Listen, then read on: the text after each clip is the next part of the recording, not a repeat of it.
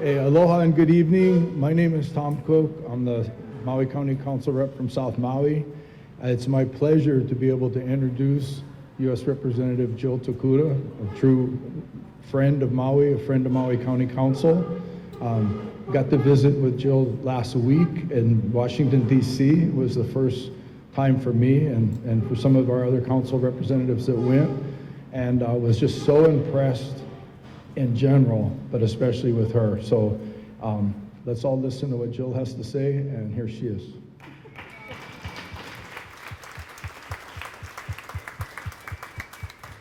Thank you very much, Tom. And I know the acoustics in here can be a little weird. So if you can't hear me for any reason in the back, please just let us know. And I wanted to make a couple of announcements before we start, and a little mahalo to some folks that are here too. First of all, I don't know if you folks saw in the front, we have the United States Small Business Administration here. I want to thank them. They have been here with us every step of the way. They have set up at the Disaster Recovery Center. They have their own centers out there in the community. So just to let you know, they are in the front. If you wanted to talk with them, they are still taking loan applications if you had damages from the wildfires, so they are here to answer questions. As they were mentioning, SBA loans are low interest, long term, and there is a 12-month no interest and first payment deferment. So if you've got questions, if you're not even sure if you might qualify, please go and see them. I want to give them a little shout out front in there, but just also a big mahalo to them as one of our federal agencies and partners that have been there with us. So mahalo to them. Around the corner. There as our partners, and thank you for being there. I also just want to recognize some of the elected officials that we have in the audience, and I apologize if any have snuck through since I've been able to see you, but again, a big mahalo to my friend Councilmember Tom Cook for the warm introduction and for all that you do. Tom, mahalo. We have Councilmember Yukile Sugimura here, Councilmember Tamara Paulton, and of course, Council Chair Alice Lee. Mahalo for being here. And I don't think anyone else is here. And for many of you who've been here, you know that I might do a little opening remarks and some questions, but honestly, I can't help myself. I'm a former Cub Scout den mom and a Boy Scout mom. Sadly, my two boys, without mom present all the time, every day of the week, I don't think I'm gonna have Eagles. So I am relegated to supporting Eagle Scout recipients instead of actually getting one for my kids right now. But I don't know if you've noticed in the front, we have troop members, we have scouts from Makawao Honganji.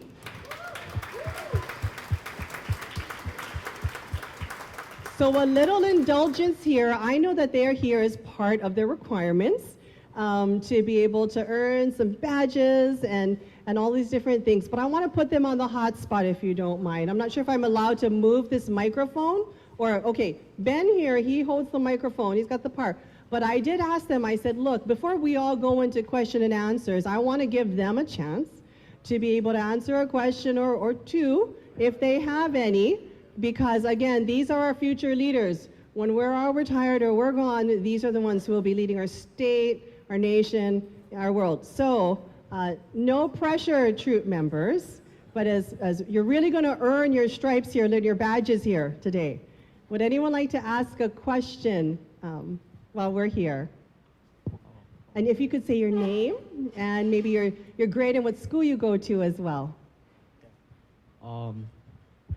Hello, my name is Shreyan Daya from Troop 1. I go to Maui Intermediate School and I'm in the 8th grade. My question for you is that many people have been affected in the wildfires lately, and I've seen a lot of my friends and families live in their families' homes, and I've heard a lot of news of people saying, oh, I'm gonna be moving to Las Vegas, or oh, I'm gonna be moving here and that. And it's really sad for that to hear from them after I just met them and get maybe close friends with them. So my question for you is, how are you gonna help rebuild homes for not just Hawaiian people, but for all people who live in Lahaina? Thank you. And I think your name is Trey. Trey? Thank you, Trey. That was that's actually a really tough question, but one I think that really hits all of us really close to home. Because here's the reality, sadly, that even before the fires, too many of our families could not see a future for themselves right here on Maui, Lahaina, anywhere in the state, and they were moving away. Las Vegas, California, Utah, you name it. Sadly, I would always tell my colleagues even before the fires, our children and our families have become our greatest export. This really is about how we give people hope, especially after the devastating fires. How do we give them hope that they can rebuild, that the future that they've envisioned before can be the future they still have here? And you're absolutely right, housing is really critical to that. We're dealing with the most basic of human needs right now.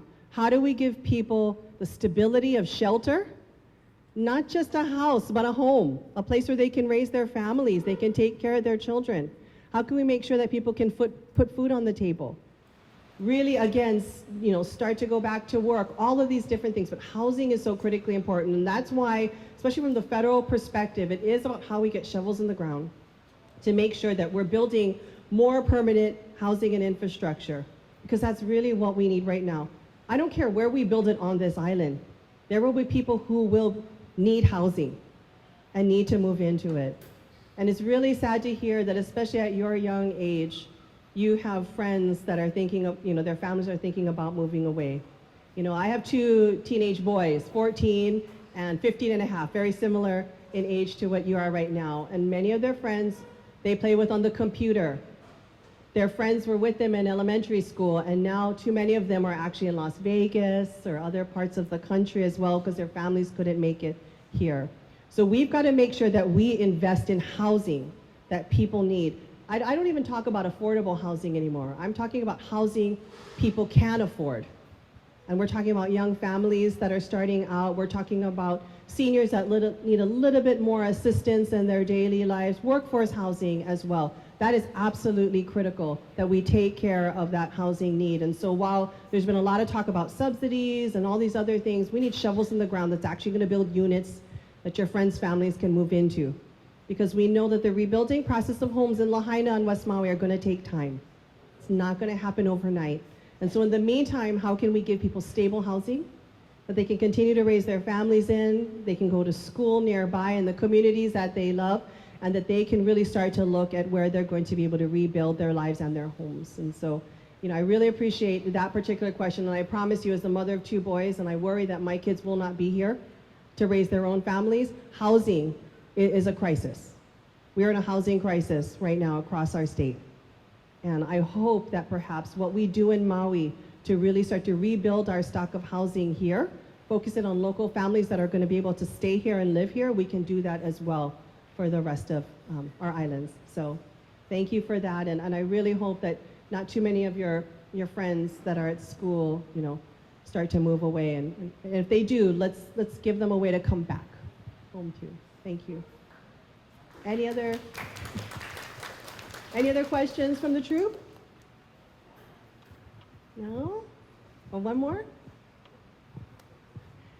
I'm sure they're not usually this shy when they're at home, I have a feeling, looking at their parents nearby. Well, I offer this to you. When you guys have meetings in the future, if you need any requirements, I think there's some requirements you're supposed to talk to elected leaders as well. I've done a few of those. Please contact your office, and if I'm able to get over to those troop meetings, gladly be able to help you with those. So thank you again for being here, and you're gonna have a great night, I'm sure, with the questions that we have. So really just want to start off, again, I like to try to focus most of my meetings that I have on the ability to hear from you, be able to answer questions that you folks have as well. I think as many of you may know, I think I see a lot of familiar faces in the audience. You've come to some of my town halls in the past before. But I am very humbled and honored to represent Hawaii's 2nd Congressional District in Congress. And currently I have committee assignments on agriculture, the Agriculture Committee, as well as the Armed Services Committee. And I serve on the Special Select Subcommittee for the COVID pandemic, which in particular is looking at how we did getting through this pandemic, how we're going to prepare for future pandemics as well. And that's really important to me, especially from an access to care perspective. You know, one of the first things I did when I got into Congress, as some of you know, is look for fellow advocates in Congress that really believed access to health care and mental health services should not, you know, be about where you live, your means to pay. And we know, especially in rural and remote America, which is largely Congressional District 2, it does depend on your zip code. If you can get access to doctors, providers, clinics, hospitals when you need it. It's a matter of life and death for too many. And so I am the co-lead and the co-founder of the recently rejuvenated bipartisan Rural Health Caucus in Congress. And right now we've actually got 52 members of Congress, both Democrats and Republicans, who serve together. We're really focused on how we can make sure that the healthcare and mental health needs of rural America, and I don't care who calls it urban or rural, that is Maui. Maui County in its entirety. How can we make sure that you get the care that you deserve, that you need? And right now you are not getting in so many situations. So we've had every conversation from transportation barriers that exist. So whether it was talking to Secretary Buttigieg yesterday of transportation about how transportation's not just about getting to and from a place, it's a lifeline for so many different people. You know, Moloka'i, Lanai, especially in many cases, you can't depend on the air transportation to be able to get you to that doctor's visit that you absolutely need. And it is critical. And so talking to him about how transportation, this is not about just planes, trains, and automobiles. This is about making sure people can get the health care that they absolutely deserve. And so that is a big, big priority to me and reflected in a lot of the things that I'm working on within my committees. And you know, we can talk about a lot of different areas. I have a feeling we've got a lot of different question areas. I'd like to keep this as broad as possible where people are able to ask the questions that they want. And so Ben is in control of the mic. I find that if I control who asks the questions, I get in trouble because I cannot see that far. So Ben, no pressure on you, but if you can, at this point, if we've got folks with questions, and if you don't want to ask them in person or you got a little more detail, we have question cards as well that we can go ahead and have you write.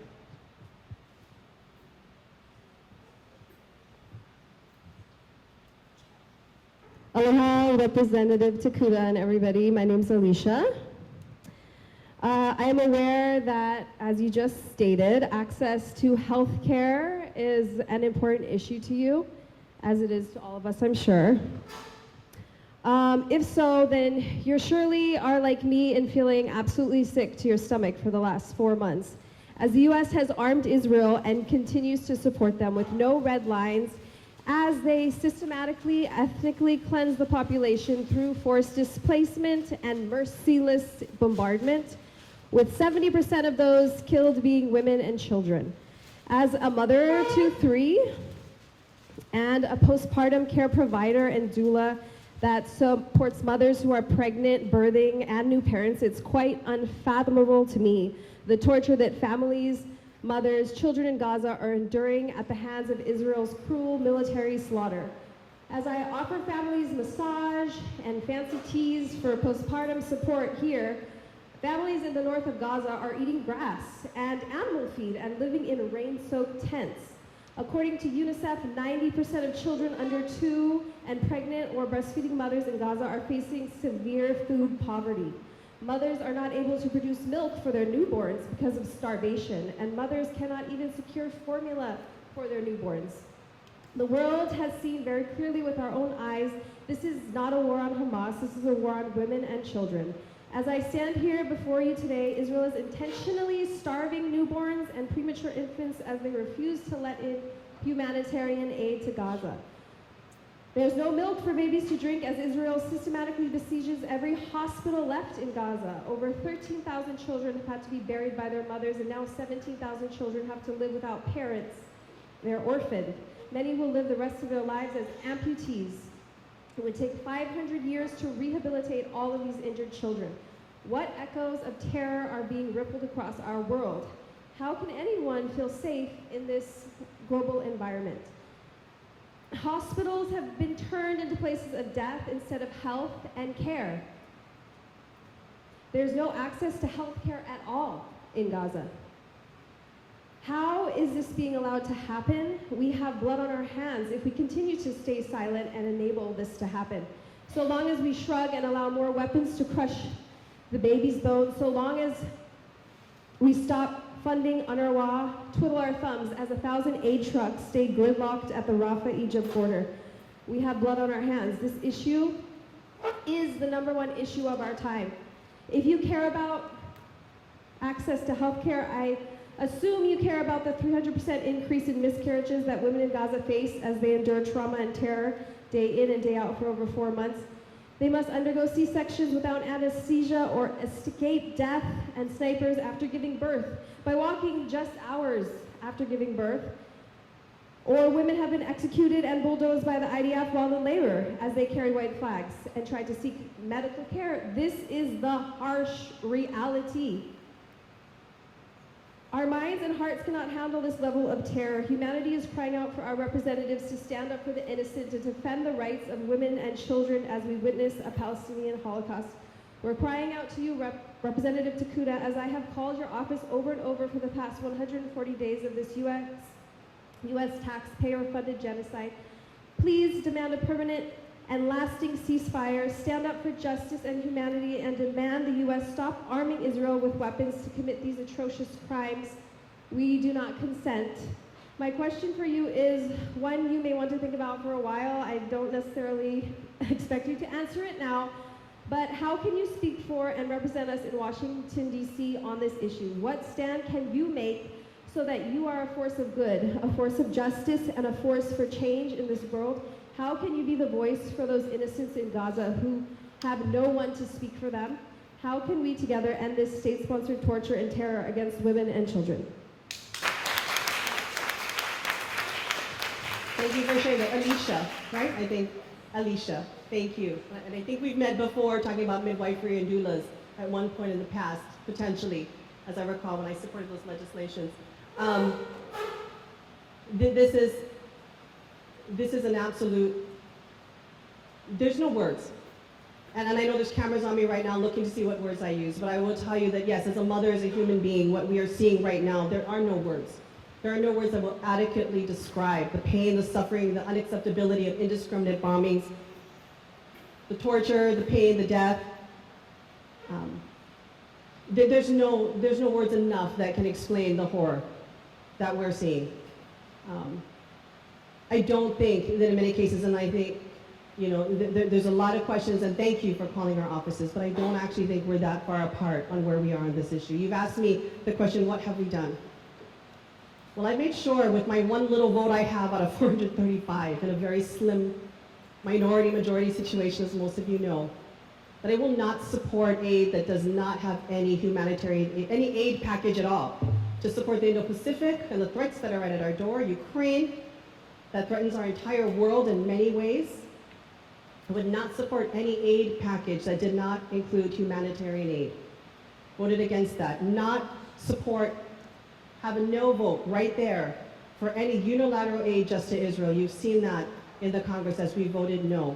Signed on to letters, the Warren-McGovern letter, that has sharply criticized this administration for unilaterally going above Congress and giving weaponry to Israel, and asking very pointed and sharp questions about how we are actually making sure that any aid or resources that we provide are following the rule of law, which I think is the basic questions that many of us have asked. How can you commit indiscriminate bombings and see the casualties of these numbers of innocent children, civilians, the bombings of safe places and safe havens like houses and refugee camps? How can that happen? We have asked those questions, we have signed those letters, we have voted no. If you are watching the votes every day and the resolutions that they turn over and over again in different ways, in different questions, and aid packages that they're putting forward in different ways and in different questions, you will see that we are voting no. That is how we are holding the line, and they are literally waiting till one of us gets sick and doesn't show up to vote. One of us is in the hospital and doesn't show up to vote. That is how close it is in Congress right now. So if you ask me what we're doing, we're all staying as well as possible in many ways so we can vote no, because if we don't, you will see a unilateral aid package to Israel only coming out of the current majority-run Congress right now. It is that close.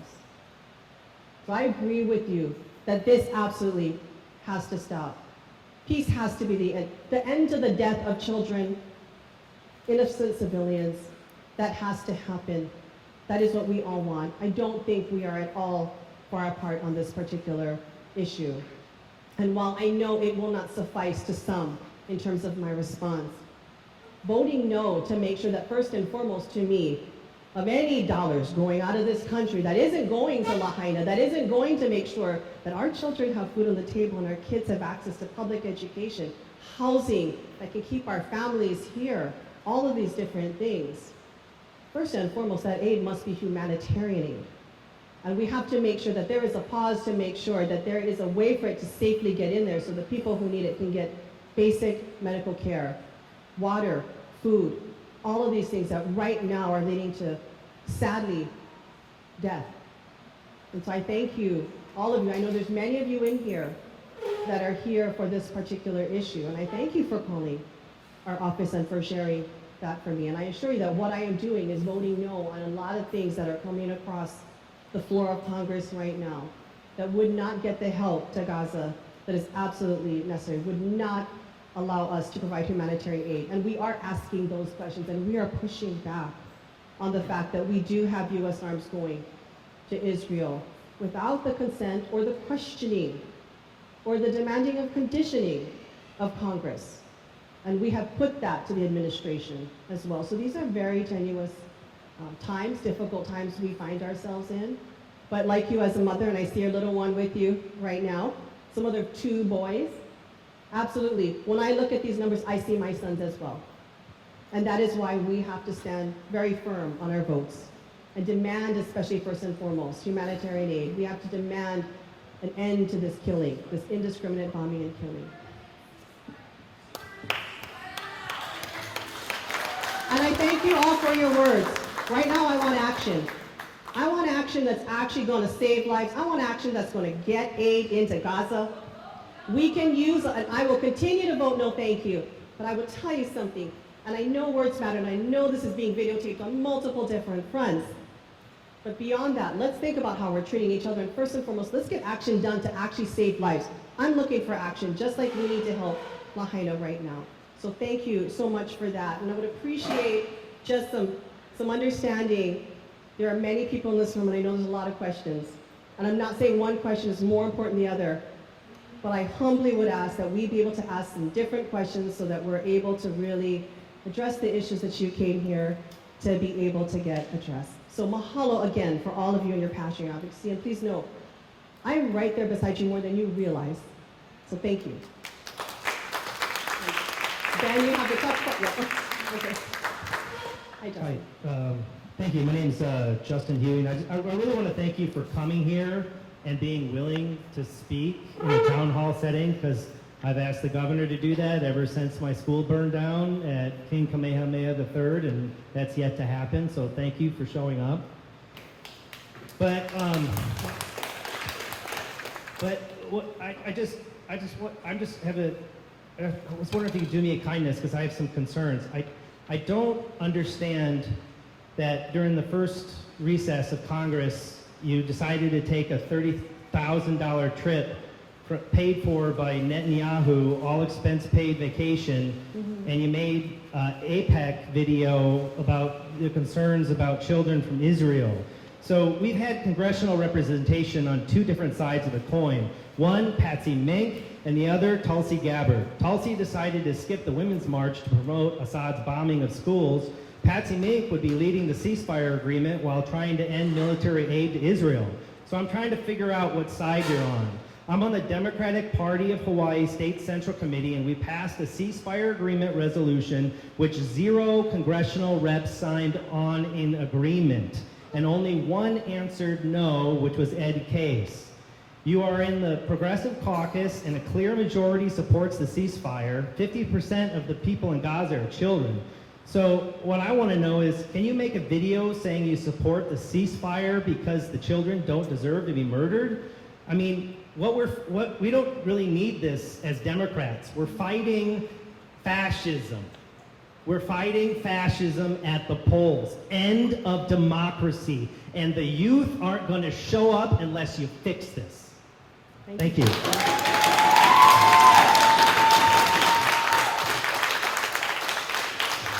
First of all, Justin, thank you for being a teacher and for your advocacy in HSTA.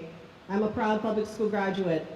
My kids go to our public school. I believe in walking the walk in many cases, and I know how hard your job is. Even more so now because your school did burn down. I went to the temporary school, but that is nothing near what we need to do for your school in terms of a permanent rebuild. I know many of your elected leaders, whether they're directly involved in education funding, many here at the county, everyone wants to make sure our kids have a safe place to learn as well. And we can't do that without our teachers. So thank you for what you do every day to make sure our children have that safe place, that stability that they absolutely need. Especially, like I said, as a proud product of our public schools and as a parent of public school students as well. The APAC trip that we took, there were a lot of us. I know it's easy to single us out one by one when we're 435 and you really only care about us here. But here's the thing that I learned when I first got into Congress, that given at that particular, at any given point, Israel has been an ally and we've given billions of dollars every year. One of the big suggestions that leadership gives is to go on a trip to actually see what it's like. There were many freshmen in my class that went to the APAC trip this year. You have a choice. You go to the APAC trip, you go to the J Street trip. There's a few trips to Israel. It depends on the time of the year. Yes, I chose August because that was the biggest portion of time for me to go. And I would ask that you please monitor your language. I don't think people realize, could you please let me speak? Thank you. I don't think you realize that when we go on APAC trips, all of us, there were progressives, there were New Dems, whichever one the progressive. And I went to Palestine and I spoke to the Palestinian Authority. I'm only going to be able to answer you if you're calm. And right now I'm asking Justin. You asked me about the APAC trip. Looking at the agenda, it gave me an opportunity to see the leadership of Israel as well as the opposition party in Israel. To go to Gaza, to be able to go and talk to the Palestinian Authority as well, which we did. By the way, I only went to half that trip because I immediately came home because, as you know from the timing, the fires broke out and I immediately got on a plane to get home. I went there to get all sides of the story at that particular point because it gave me an opportunity, as it does many new members of Congress and returning members of Congress, an opportunity to sit and have those candid discussions. Yes, I did a video because the day before we had walked through a kibbutz safari that actually had hundreds of people that were murdered in there in the attacks. I went there to give my perspective of what I had learned about what it was like for children to be raised in bomb-threatening environments, what it's like to know that you have 15 seconds to get to a shelter, whether you're on the soccer field, in the swimming pool, if you're on the street.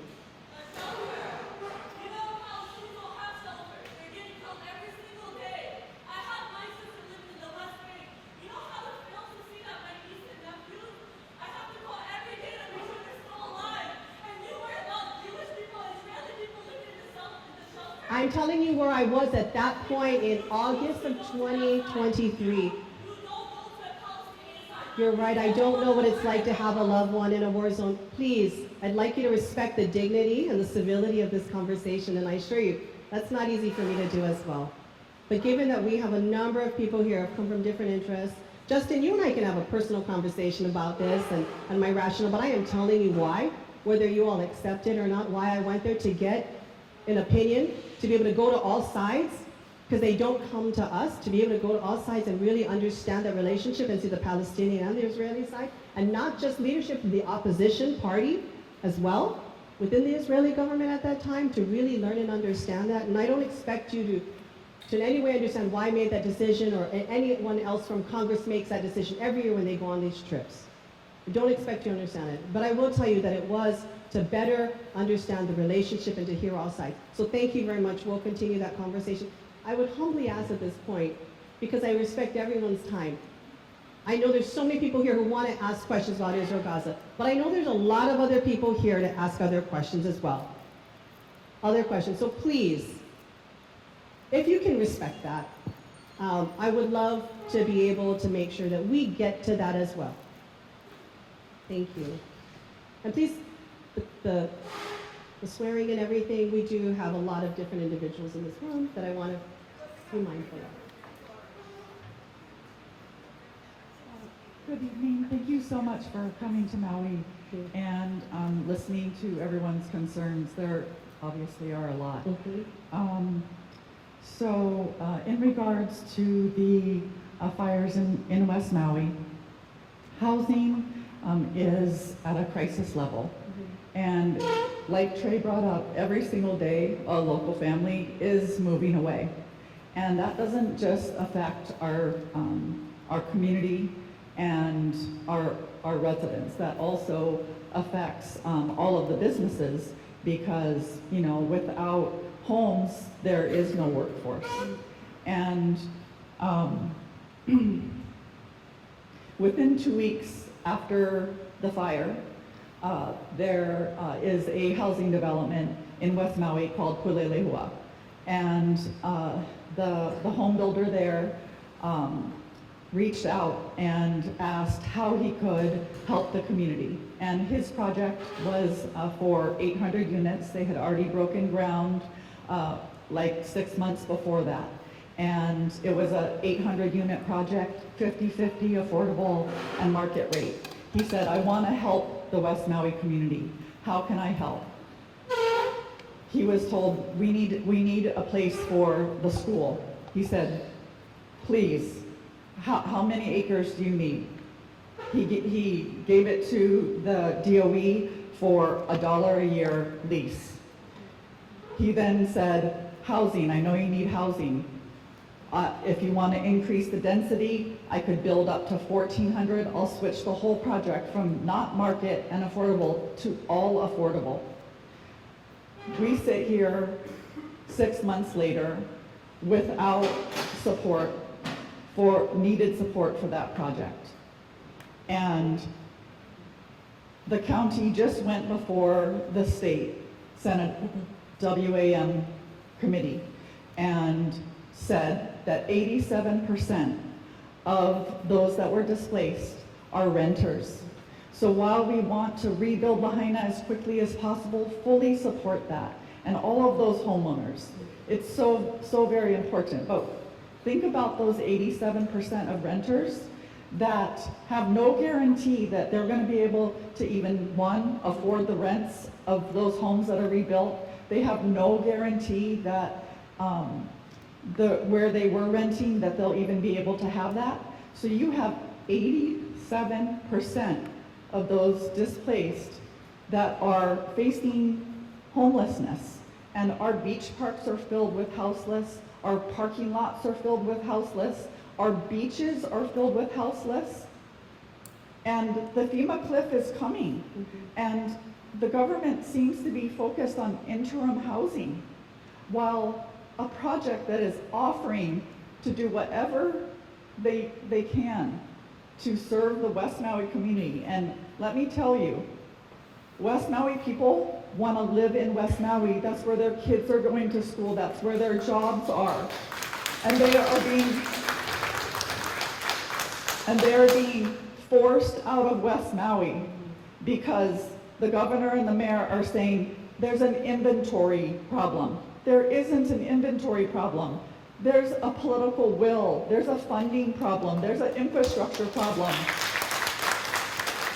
There is a lack of priority for West Maui. Look at a meeting that was held last week by the county council. The mayor put forth a budget amendment to provide $24 million for projects outside of West Maui. When over and over again the priority, and everyone has said, we want to live and stay in West Maui. Why are our residents not being given the support and the hope that they have a long-term housing solution in West Maui?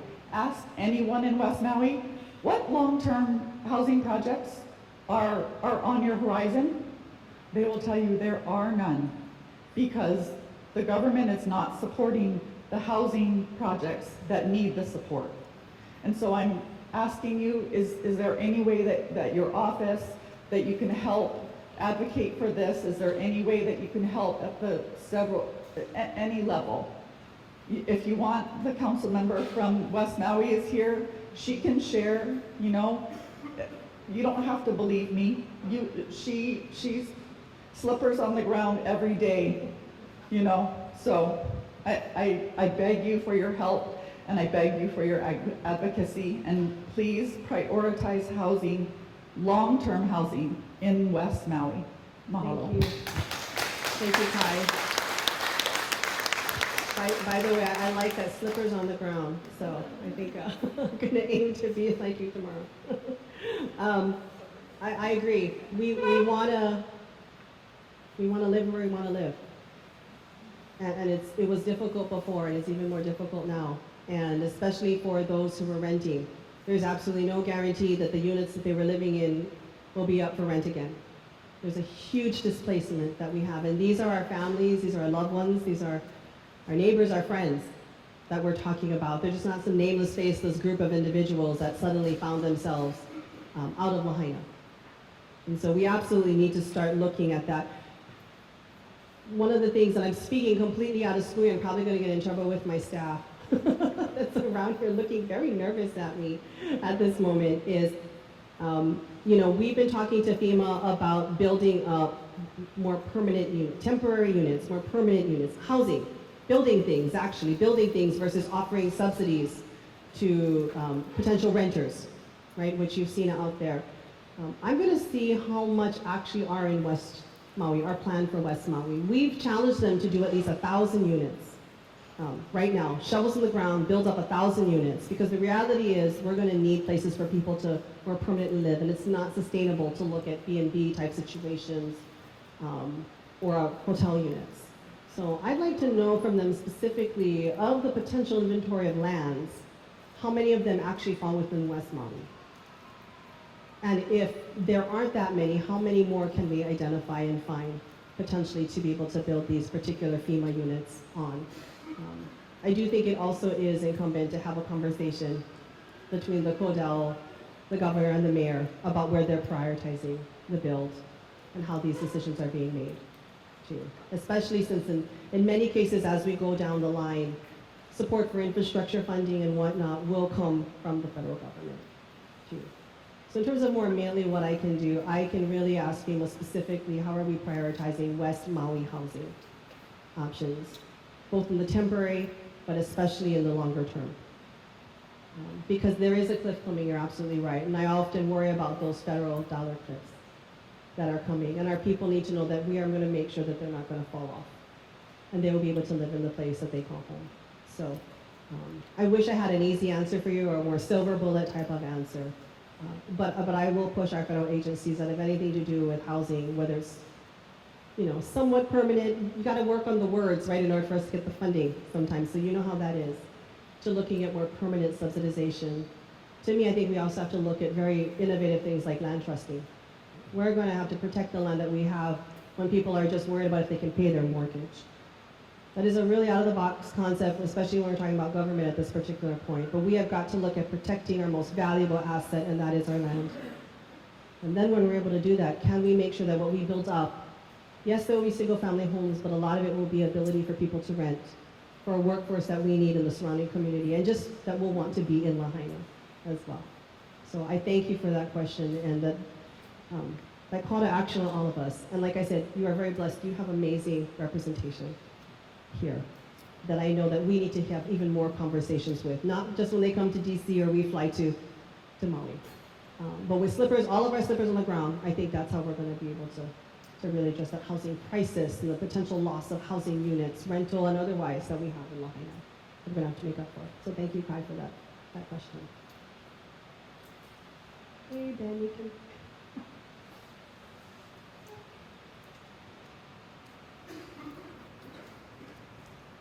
Aloha. Pull up my question. So first I want to thank you, Congresswoman, for the opportunity to share this town hall conversation with you. And I want to thank you too, the people of Maui County, and those especially impacted by the fire in Lahaina that has scarred us and from which many of us still grieve, heal, and seek solutions heroically to provide for those impacted. And I prevail upon your patience tonight when I'm speaking to my Maui County Council members for your shared empathy of the occupied Kingdom of Hawaii, who experienced and continues experiencing the impacts of colonial genocide of its deep culture protected by its iwi kupuna. I'm so sorry that I'm shaking. Jill, I'm not betraying you by asking you this question. You have a big job, and this is a very big question, and I think it will bring peace to some of the people here. The crisis in Gaza can no longer be ignored. Our moral fiber as individuals and as collective humanity is being tested and called into account. We must, in our compassion, act courageously in fulfilling our responsibility to protect the rights of the population of Gaza and its children, whose very beingness and desire for happiness is no less important or vital to the whole of the community, the whole of humanity, than any other child's. This is a time, Jill Tokuda, when we are called to set our personal agendas aside, to be courageous and do what is morally right. I am here to remind you of that call and to implore you to act courageously with informed compassion. I drove here from Hana tonight to remind you that genocide is the gravest of crimes under international law, and that the United States has a duty under Article 1 of the 1948 Genocide Convention to prevent its acts. The United States and its political actors, those who are in a position of power like yourself, a representative of our state of Hawaii, are in fact obligated from that time of your learning of the serious risk of genocide of the people of Palestine to exercise your influence on Israel to prevent the crime of genocide. Quoting the U.S. Center of Constitutional Rights, I remind you that whether a state has breached its duty to prevent genocide depends on that state's ability to effectively influence the actions of the people likely to commit genocide or already committing genocide. The United States has tremendous influence on the actions of the Israeli government. And the United States and U.S. citizens, including you, all the way up to the president, can be held responsible for their role in furthering genocide. Jill, along with other of Hawaii's representatives, you were given the opportunity by Representative Cori Bush to join him and others to sign a call to the immediate and permanent ceasefire of Israel by Gaza. You have not only failed to call for a ceasefire, but you have continued to support, by way of your vote of approval, to provide unconditional military support to Israel, including military advisors, equipment, and other aid, including billions in military assistance for Israel. I heard you say no to no aid in the package, but I did not hear you say yes to a ceasefire. So my question to you, reminding you that you are being recorded, is will you call for an immediate ceasefire to influence the actions of the state of Israel, who is likely to commit genocide or who is already in the act of committing genocide? Will you call for a ceasefire, and will you vote against giving aid, military or monetary, to the state of Israel? That is my question.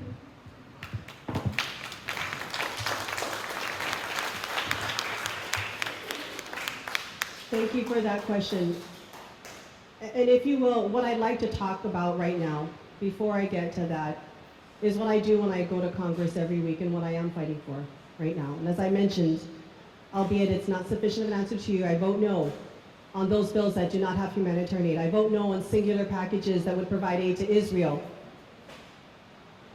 I sign letters to make sure that there are questions asked, to make sure the rule of law is followed, to question how an administration can unilaterally provide bombs and weapons and aid to Israel. And I know that is not enough for many of you. I have called for the fact that we need to get to a place of peace. Just saying the words permanent ceasefire will not stop the killing. I want action too, just like you. I want the killing to stop. But let me tell you what I do fight for. It keeps me up as well late at night. As a mother of 2 boys, I fight for the prevention of gun violence. How many of our babies here have had to do active shooter drills or even talk about that in your schools? I'm just curious. Any of our troops, have you ever had conversation with active shoot? Excuse me, I'm talking to our troop members. I'd like to answer the question the way I would like to. I appreciate that. I respect all of your questions. I see the humor that some find in it right here. But I respectfully ask that we can have a conversation of broader issues. I told you exactly what my position is, but I want to tell you what I fight for in Congress as well. And if there's going to be a disregard for my ability to be able to answer questions broadly of people that are here, then I'm going to address these questions that I know are out there already. I fight for the prevention of gun violence, the proliferation of ghost guns. We're working on legislation right now because too many of our kids are dying, getting shot right here in Hawaii. And yes, it's a result of Supreme Court loosening our abilities, taking our ability to keep guns off of our streets and forcing us in terms of having to allow concealed carry permits when we never had them. We have the safest gun state in the country. You can crack that paper open every day now and see some kind of incidence of guns. I want to keep that from our schools. I want to keep that from our community spaces. I want to keep that off our streets. So if you ask me what I'm doing in Congress, it's fighting with the Gun Violence Prevention Task Force, drafting bills on ghost guns to make sure at the end of the day we do absolutely everything we can to keep our community safe from the proliferation of guns that exists across our country. We don't want it here. I've been talking to make sure that we have adequate food money to take care of our people. Right now, there are threats to food money. As a result of talking to senior citizens and different SNAP processors, I know for a fact that there are seniors out there that lost food money because they got a COLA adjustment on their Social Security. How many of you actually think your Social Security is enough to take care of not just your housing needs, but the ability for you to feed yourself and in many cases your grandchildren? You do so much as kupuna. I have been fighting to make sure that especially in Hawaii right now, we are aggrieved in the sense that there wasn't a reevaluation on food money and Hawaii was the only one left out. Because get this, right now, based upon laws that are over 40 years old, they were basing the 50 food plan or the cost that it takes to feed a family of 4 on Honolulu only. So I have introduced legislation, I have fought, and right now there is a RFI, request for information, on the streets right now to get a look at the prices of food on every island so that we can force a readjustment and again make sure that money that you should be getting for food money actually gets to you. And I have a bill, Keep Kapuna Fed. I again would respectfully ask, I'm completely willing, very sadly, to stop this early if we're unable to have a civil conversation. I do these things, yes, unlike a lot of lawmakers, because I want to come out to you. But if you refuse to allow us to have a civil conversation, allow me the respect and the opportunity to answer questions and say what I'm doing in Congress, we can end this conversation. I would please ask you to mind your language in the presence.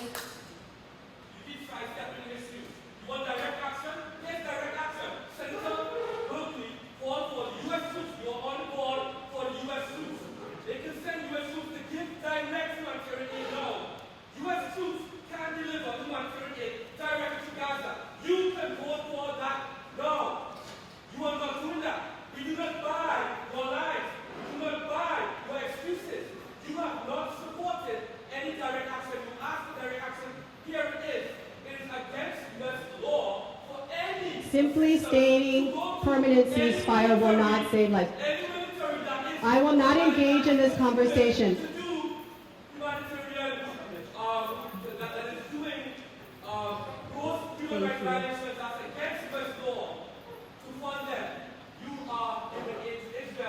To everyone that's here tonight, I know it's really hard to hear. I want to thank you for your participation in the democratic process. If you're going to continue.